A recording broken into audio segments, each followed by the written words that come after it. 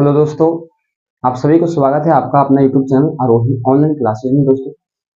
और आज इस वीडियो में बात करेंगे दोस्तों 10th क्लास का एक टॉपिक है, बहुत बढ़िया टॉपिक है जो अलजेब्रा के अंदर आता है, पॉलिनोमियल्स बहुपद। और उस बहुपद को दोस्तों आज हम समझेंगे बहुत बेहतरीन ढंग से। ठीक है, यहाँ से आपको 5 नंबर का प्रश्न हम लोग को देखने को मिलता है पॉलिनोमियल से, बहुपद से। आइए बेसिक ढंग से हम पॉलिनोमियल्स को समझते हैं, पॉलिनोमियल्स है क्या उसको हम जानते हैं। लेकिन उससे पहले हम कुछ बेसिक बातों को जानना ज्यादा उचित समझेंगे।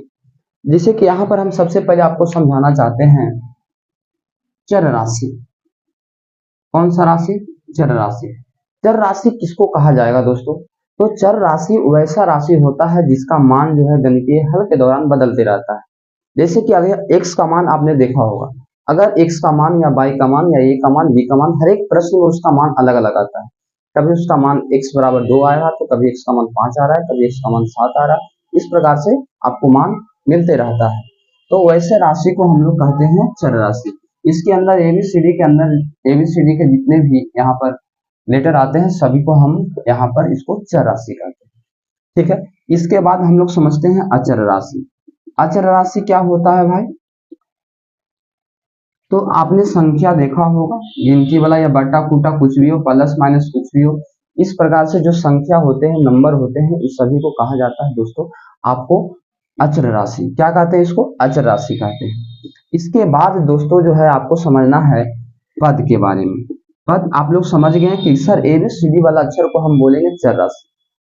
ठीक है, उसके बाद सर बोलेंगे जो संख्या हमको होगा उस संख्या वाला कुछ जो नंबर होगा उसको बोलते हैं हम लोग अचर राशि। पद क्या होता है सर? जब दोनों आपस में मिल जाता है, चर और अचर जब दोनों आपस में मिलता है तो इसको हम कहते हैं पद। क्या कहते हैं? पद। जैसे 2x हो गया, 5x हो गया, 3z हो गया, 2y हो गया, या x खाली है, ये भी पद आपका है, y है, ये भी पद आपका है। बात समझ रहे हैं? अगर आपको सिर्फ और सिर्फ संख्या दिखाई दे, इसको भी हम पद बोलेंगे। क्या बोलेंगे? इसको भी पद बोलेंगे, क्योंकि 5 में भी 5 को हम लिख सकते हैं 5x के पावर 0।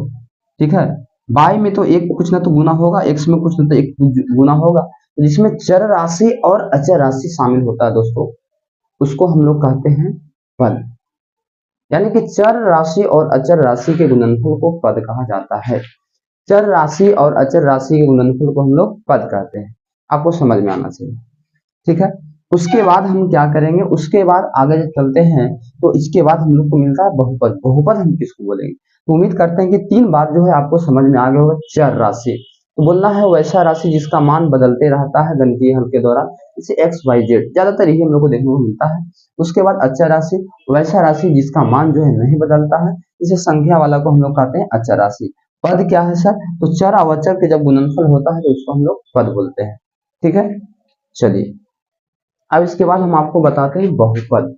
क्या बताते हैं बाबू? बहुपद। बहुपद क्या होता है? तो बहुपद चर राशि का एक व्यंजक ही होता है जिसमें चर राशि के घात धनात्मक होता है, उसी को क्या बोलते हैं? बहुपद बोलते हैं, है ना। बहुपद के बारे में आप समझिए बढ़िया से। बहुपद है क्या? चर राशि का एक व्यंजक होता है जिसमें चर के घात धनात्मक पूर्णांक होता है, उसी को क्या कहा जाता है? बहुपद कहा जाता है। यहाँ पर समझिएगा 4x² प्लस में 3x प्लस में 2, यानी आपको जब बहुपद पकड़ना हो तो चर के पावर जो है, चर का पावर जो है आपको दो चीज होना चाहिए।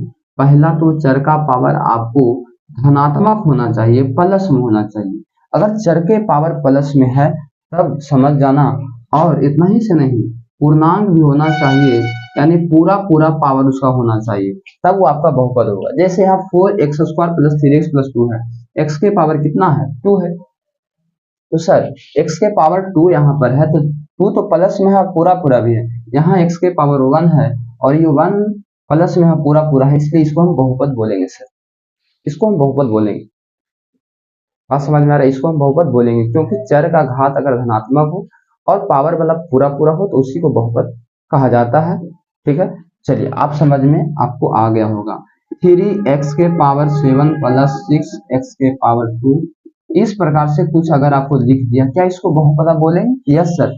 पावर सिर्फ देखना है, एबीसीडी वाला के मतलब बोले तो चर राशि का सिर्फ पावर देखना है। अगर पावर प्लस में है, पावर पूरा पूरा है, तो उसको हम क्या बोलेंगे? बोलिए, बहुपद कहेंगे उसको। क्या बोलेंगे? उसको हम बहुपद बोलेंगे। ठीक है, बात समझ में आ रहा है? अब आगे चलिए, अगर अगर पावर प्लस में नहीं होगा, अगर पावर प्लस में नहीं होगा, अगर पावर पूरा पूरा नहीं होगा, उसको हम बहुपद नहीं बोलेंगे। जैसे 3x के पावर -2 प्लस 4x माइनस 3, क्या इसको बहुपद कहा जाएगा? बोलिए, बहुपद कहा जाएगा? तो नहीं, बहुपद इसको हम नहीं कह सकते हैं। क्यों नहीं कह सकते हैं? क्योंकि x के पावर माइनस में है। जब पावर माइनस में हो गया, तो इसका मतलब घात माइनस में हो गया, ऋणात्मक हो गया, वो बहुपद नहीं होगा। अगर अगर आप देखिए x के पावर 3/2 प्लस 4x प्लस 6 है, क्या यह बहुपद होगा? नहीं, ये भी बहुपद नहीं होगा। क्यों सर? क्योंकि इसका पावर, बहुपद का नियम कहता है पावर धनात्मक हो, पहला नियम। दूसरा नियम कहता है कि आपका पावर जो है पूरा पूरा होना जरूरी है, तो आपको पूरा पूरा भी होना चाहिए। जबकि ऐसा बात यहाँ नहीं है, x के पावर 3/2, इसलिए बहुपद नहीं होगा। 3x² plus root x plus 6 क्या बहुपद होगा सर? तो बाबू ये भी बहुपद नहीं होगा, क्योंकि रूट में जब रहता है तो इसका मतलब होता है कि उसका पावर हाफ है, 1/2 है, इसलिए मेरे दोस्त ये भी आपका बहुपद नहीं होगा। तो रूट अगर x रूट में हो, अगर चर राशि रूट में हो, तो भी आपका बहुपद नहीं होगा, उसको भी हम बहुपद नहीं बोल सकते हैं। बात समझ रहे हैं आप? यस सर, समझ में आ रहा है। चलिए आगे अब चलते हैं। तो अगला बात क्या है, बहुपद आप पकड़ ली। अच्छा एक बताओ, अगर बट्टा में भी रहे, जैसे कि x² plus 4x plus 1/x है, क्या इसको भी बहुपद हम कह सकते हैं? तो इसको भी हम बहुपद नहीं कह सकते सर। क्यों नहीं कह सकते हैं सर? इसमें क्या है कि 1/x है, लेकिन x जब ऊपर जाता है तो 1/x का मतलब होता है x के पावर -1। तो जब ये ऊपर जाएगा तो x² plus 4x plus x के पावर -1 हो गया। और जब ऐसा हो गया तो समझिए यहाँ पर जब पावर माइनस में आ गया, इसका मतलब कि बहुपद नहीं होगा।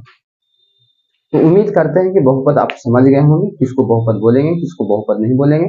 आपको याद रखना, x के पावर अगर प्लस है, x के पावर अगर पूरा पूरा है, उसको हम बहुपद बोलेंगे। अगर x के पावर पूरा पूरा नहीं है, बहुपद नहीं बोलेंगे। x के पावर माइनस में है, बहुपद हम नहीं बोलेंगे। बात समझ में आ रहा? अगर x रूट में है, बहुपद नहीं बोलेंगे, बहुपद होगा ही नहीं। अगर x 1/, है तो ये भी बहुपद आपका नहीं होगा। ठीक है, यहाँ तक कोई दिक्कत नहीं होना चाहिए। अब हम चलते हैं थोड़ा सा बहुपद का मानक रूप। क्या आपको पता है बहुपद का मानक रूप क्या होता है ना? बहुपद का मानक रूप, उससे पहले बहुपद का घात आप समझ लीजिए। बहुपद का घात, बहुपद का घात किसको कहेंगे? अगर कोई भी बहुपद है, उस बहुपद में जो पावर सबसे बड़ा है, कोई भी बहुपद है, उस बहुपद में जो पावर सबसे बड़ा है, उसको हम बहुपद का घात बोलेंगे। जैसे यहाँ पर ध्यान दीजिए, 3x² प्लस में 4x प्लस में 6, ये बहुपद का घात कितना होगा? तो बहुपद का घात सबसे बड़ा पावर इसमें कौन है? x का सबसे बड़ा पावर यहाँ 2 है, यहाँ पूछा था 1 है, तो सबसे बड़ा पावर 2 है, इसलिए बहुपद का घात कितना होगा? 2 होगा। तो किसी भी बहुपद में जो घात सबसे बड़ा होता है, किसी भी बहुपद में, किसी भी बहुपद में जो घात सबसे बड़ा होता है, उसे हम बहुपद का घात कहते हैं।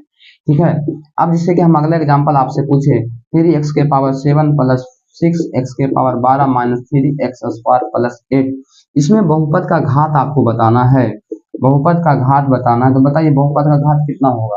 यानी कि आप इसमें सबसे पहले क्या खोजिएगा? सबसे पहले आपको खोजना है कि सर इसमें सबसे बड़ा पावर कौन है, इसमें x का सबसे बड़ा पावर कौन है? तो x का सबसे बड़ा पावर 12 है। तो जो पावर सबसे बड़ा होता है सर, उसी को तो बहुपद का घात कहते हैं, इसलिए आपका बहुपद का घात कौन हो जाएगा? 12। यस या नो, समझ में आ रहा है बात आपको? चलिए अब आगे चलते हैं। तो बहुपद के घात के बाद आपको हम समझाते हैं बहुपद का मानक रूप। बहुपद का मानक रूप क्या होता है सर? जरा आइए उसके बारे में जानते हैं। बहुपद का मानक रूप, बहुपद का मानक रूप,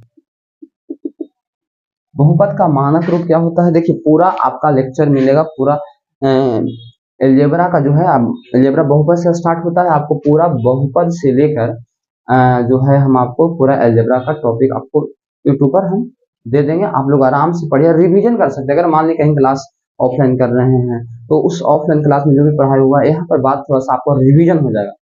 जो भी फास्ट दुगना वीडियो को दुगना स्पीड पर करके आप देख सकते हैं, आराम से उसको समझ सकते हैं, उसमें कोई दिक्कत आपको नहीं होगा। आइए आप इसको कॉपी में नोट कर सकते हैं, क्योंकि सारा बात हम बता रहे हैं, आप कॉपी में नोट कीजिएगा, आपको नोट कॉपी बन जाएगा, फिर उससे आप रिवीजन कर सकते हैं। कहीं से क्वेश्चन बनाइएगा, धड़ धड़ आपसे क्वेश्चन बनेगा, उसमें कोई दिक्कत नहीं होगा। बहुपद का मानक रूप क्या होता है दोस्तों? आइए, अगर कोई भी बहुपद लिखा हुआ है, ठीक है, कोई भी बहुपद है, तो बहुपद को, कोई भी बहुपद है तो बहुपद को अगर हम पावर के अनुसार से, बहुपद में जो यहाँ पर जो x का जो पावर है, जो चर राशि का पावर है, अगर किसी बहुपद के उसके पावर के अनुसार से अगर हम बढ़ते क्रम या घटते क्रम में लिखेंगे, बढ़ते क्रम या घटते क्रम में लिखेंगे, तो बढ़ते क्रम या घटते क्रम में लिखने के बाद जो बहुपद तैयार होता है ना, उसी को हम कहते हैं बहुपद का मानक। क्या कहते हैं दोस्तों? उसे कहते हैं बहुपद का मानक रूप कहते हैं। यानी किसी भी बहुपद को उसके पावर के अनुसार से जब बढ़ते क्रम या तो घटते क्रम में लिखा जाता है, तो उसे हम बहुपद के मानक रूप कहते हैं। आइए, इसको अगर मानक रूप में लिखना है तो आप इसको चाहे पावर के अनुसार से बढ़ते क्रम लिखिए या तो पावर के अनुसार से आप घटते क्रम लिखिए। अगर हम बढ़ते क्रम में लिख रहे हैं, बढ़ते क्रम में लिख रहे हैं, तो सबसे पहले 6 को लिखना होगा, उसके बाद 3x² को लिखना होगा, उसके बाद 2x के पावर 4 को लिखना होगा, उसके बाद 3x के पावर 8 को लिखना होगा। बताइए पावर के अनुसार बढ़ रहा है कि नहीं बढ़ रहा है? पहले 6 यानी इसका पावर 0 है, इसका पावर 2, इसका पावर 4, इसका पावर 8, यानी कि आगे की ओर बढ़ते जा रहा है। और जब आगे की ओर इसका पावर बढ़ते जा रहा है तो इसी को कहते हैं बहुपद का मानक रूप। जब बहुपद को पावर के अनुसार से, जब बहुपद को घात के अनुसार से उसको बढ़ते क्रम में लिखा जाता है, उसको बढ़ते क्रम में लिखा जाता है या तो उसको घटते क्रम में लिखा जाता है, इसको उलट के इस सब को पलट देंगे तो बड़का आगे हो जाएगा, छोटा सा पीछे हो जाएगा, उसको भी हम बोलते हैं बहुपद का मानक रूप। क्या बोलते हैं उसको? बहुपद का मानक रूप बोलते हैं। यहाँ तक बात आपको समझ में आ रहा होगा? यस या नो? यस या नो? यस सर, समझ में आ रहा है सर। चलिए, अब जब ये बात आपको समझ में आ रहा है दोस्तों, तो अगला बात भी आपको समझ में जरूर आएगा। एक बहुपद का मानक रूप हो गया। इसके बाद अगर हम बहुपद के प्रकार का बात करें, उसके बाद सबसे बढ़िया बात करेंगे आपको हम शून्यांक। किसका बात करेंगे? बहुपद के शून्यांक। ठीक है, तो अभी हम आपको बहुपद के शून्यांक का ही बात कर लेते तो ज्यादा अच्छा होगा, है ना। शून्यांक क्या होता है? आपको एग्जाम में क्वेश्चन पक्का रहता है निम्नलिखित में कौन बहुपद का शून्यांक है। अब इसका मतलब क्या होता है दोस्तों, आइए हम आपको बढ़िया से समझाते हैं। बहुपद का शून्यांक, बहुपद का शून्यांक, तो बहुपद का शून्यांक क्या होता है समझ लो बात को। बहुपद का शून्यांक क्या होता है समझ लो बात को बढ़िया से। शून्यांक को अगर हम तोड़कर देखें बढ़िया से, शून्यांक क्या चीज है उसको अगर हम तोड़कर देखें तो देखिए यहाँ पर शून्यांक, शून्यांक जो है आपको बना है शून्य प्लस अंक से। किससे बना है दोस्तों? शून्य प्लस अंक से बना है शून्यांक। अब शून्य का मतलब होता है जो 0 कर दे, अंक मतलब जो कोई संख्या है ना। अंक मतलब 0 से लेकर 9 तक क्या है? अंक करते। अगर इसको तोड़ा जाए तो इसका अर्थ निकलता है शून्यांक, माने जो अंक बहुपद को शून्य कर दे उसी को कहते हैं शून्यांक। जो अंक किसी भी बहुपद को क्या कर दे दोस्त? शून्य कर दे, उसका नाम क्या होता है? बहुपद का शून्यांक। जैसे अगर हम तुमको एक बहुपद ये 3x माइनस, मान लिया जाए कि 4 है, 3x माइनस 4 है, अगर इस बहुपद का आपको शून्यांक बताना, क्या बताना? शून्यांक बताना, तो इसका मतलब हुआ, अभी हल्का देते हैं आपको, 3x माइनस 6 है, आपको बताना है कि सर x के जगह पर कौन सा संख्या को रखा जाए कि ये पूरा बहुपद शून्य हो जाए। पूरा बहुपद क्या हो जाए बाबू? शून्य हो जाए। x के जगह पर कौन सा संख्या को रखा जाए कि पूरा बहुपद आपका शून्य हो जाए। तो आइए x के जगह पर अगर हम 2 को रखते हैं तो ये हमारा बहुपद 6 माइनस 6 क्या हो गया? शून्य हो गया। यानी बोले तो बहुपद में चर के स्थान पर, किसमें? बहुपद में चर के स्थान पर, मतलब आप समझिए x के स्थान पर जिस अंक को रखने से, जिस राशि को रखने से बहुपद का मान शून्य हो जाता है उसे हम बहुपद का क्या कहेंगे? शून्यांक कहेंगे। हम बोले 5x प्लस 10 है, अब बताओ x के जगह पर किसको रखने से आपको 0 मिलेगा? यानी इसका पूरा मान 0 हो जाएगा, किसको रखने से? तो बोलिएगा सर x के जगह पर अगर हम -2 को रखते हैं तो ये पूरा बहुपद शून्य हो जाएगा। -10 प्लस 10 क्या हो जाएगा? 0 हो जाएगा। तो किसको रखने से मिला? -2 को रखने से मिला। यानी कि आपका जो x का मान -2 हम रखे, ये -2 को हम बोलेंगे बहुपद का शून्यांक। अब देखिए, अब 7x यहाँ पर अब -21 है, आपसे बोला जाए इस बहुपद का शून्यांक क्या होगा। यानी दोस्तों आप कॉन्सेप्ट समझिए, कॉन्सेप्ट को समझिए बढ़िया से। x के जगह पर किसको हम रखें कि 0 हो जाए। तो बाबू x के जगह पर हम -3 को रखेंगे, सॉरी 3 को रखेंगे, तो इसको रखने से 7 21 -21 बराबर क्या हो जाएगा, सब 0 हो जाएगा। यानी x के जगह पर हम 3 को रखें तो पूरा बहुपद का मान क्या हो गया, शून्य हो गया। तो जिस अंक को रखने से बहुपद में बहुपद का पूरा मान शून्य हो जाता है, उसी अंक को बहुपद का शून्यांक कहा जाता है। दोस्तों समझ में आया बात। तो इस वीडियो में हम यहीं तक रखते हैं, बाकी और अगले शून्यांक का विशेष चर्चा, विशेष क्वेश्चन जो आपको बुक से है, जो आपको क्वेश्चन बैंक में पूछा हुआ है, सभी क्वेश्चन हम कराएंगे अगले वीडियो में। आपको इंतजार होना चाहिए अगले वीडियो का।